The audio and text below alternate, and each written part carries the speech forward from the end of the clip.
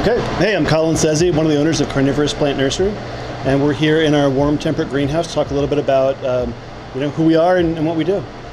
So our primary goal is to promote environmental stewardship, and the way we do that is by propagating and distributing, selling these really amazing plants that are specific to a very restricted habitat that was very common in North America, but bog habitats unfortunately are dwindling.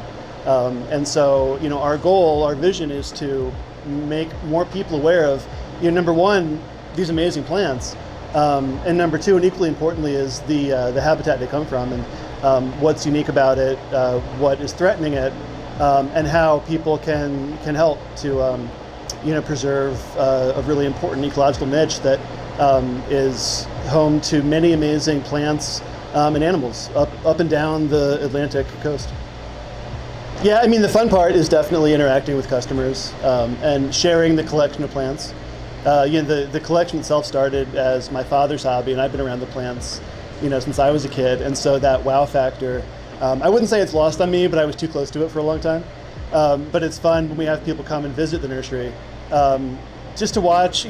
Sometimes it's kids, sometimes it's big kids, but to watch people have that moment of realization that, wow, there's these really incredible plants that are, native to North America that can be grown outside, in a lot of people's yards with minimal, struggle.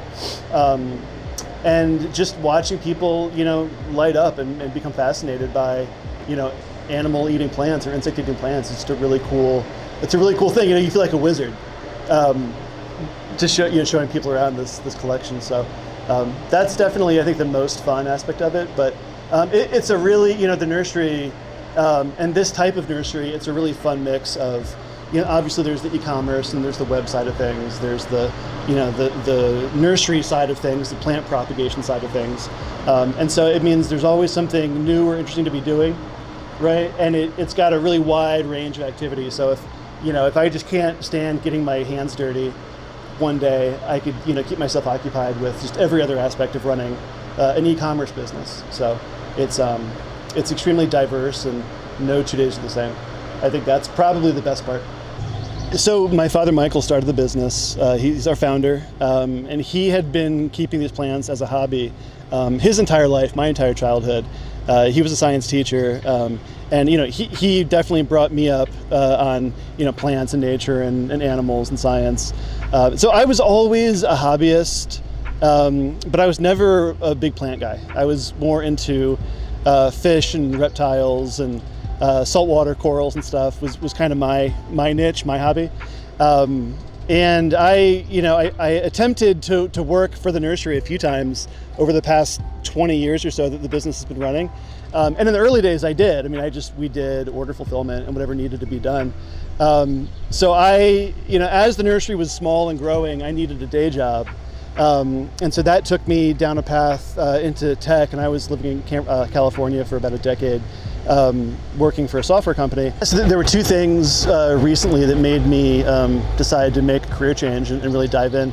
One being that COVID was actually really good for the business. More people, I think, were stuck at home and spending a little money on their hobbies and on plants, specifically house plants. And so we rode some of that wave of just the interest in hobbies and houseplants. And at the same time, my father's in his 70s now, and he's ready to take a step back. And so, presented with the opportunity, I figured, if I gave it a shot and it doesn't work out, I'll get back into tech or figure something out. But if I didn't give this a try, I always would have wondered what if, right? Because it's such a cool business. It's an amazing, it's an amazing thing to do for a living, and that's not lost on me. And so in the past year, I'll tell you, the plants are definitely, that passion for the plants is kind of rekindling, growing up around them, it was just ordinary.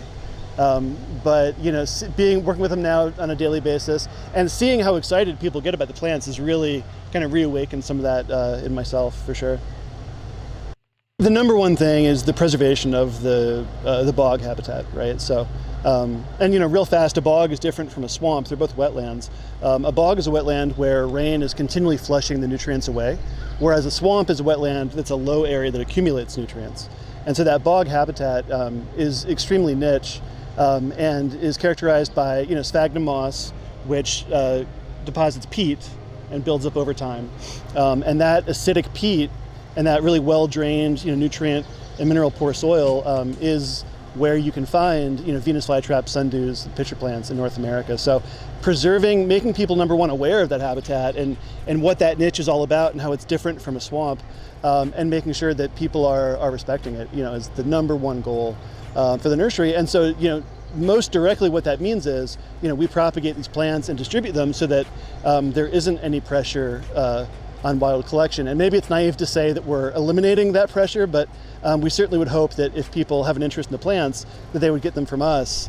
And our entire collection is sustained, or is sourced sustainably. It's all division, propagation here on site, and then with some exceptions, we'll contract with a third party to do maybe some tissue culture. But nothing that we sell is taken from the wild, and that's the number one mission, is to prevent wild collection of any of these plants.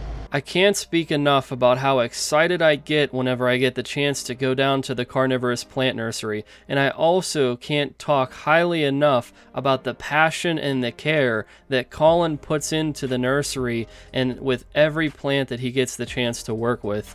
The Carnivorous Plant Nursery has a simple goal, and that's the conservation of the carnivorous plants and the bog habitat. With that being said, they believe in doing so by reaching the masses with outreach and commercialization. The Carnivorous Plant Nursery is one of my favorite places. Thank you for hosting us, Colin, and we look forward to working with you in the future. But guys, please don't forget to like and subscribe and share for more Conservation Week content. Thanks.